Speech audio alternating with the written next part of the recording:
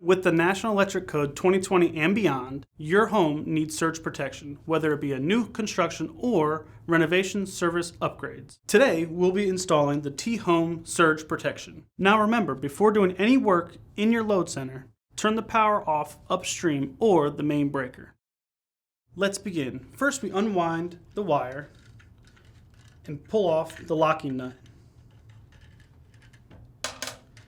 Feed the wires through the knockout and into your box.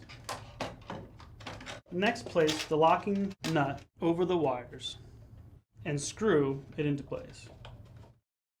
Next, you need to strip your wires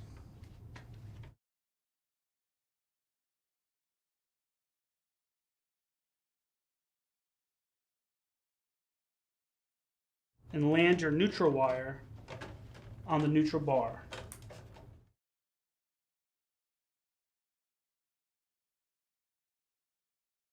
We recommend you utilize a 2-pole 20 amp thermomagnetic breaker, but remember, this can be universally mounted on any load center. Next, you will land the hot wires into the breaker itself.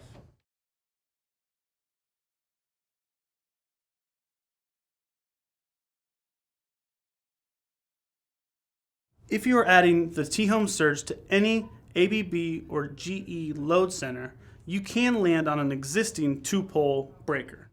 If this is a flush mount application, we do have the THQLSURGE option.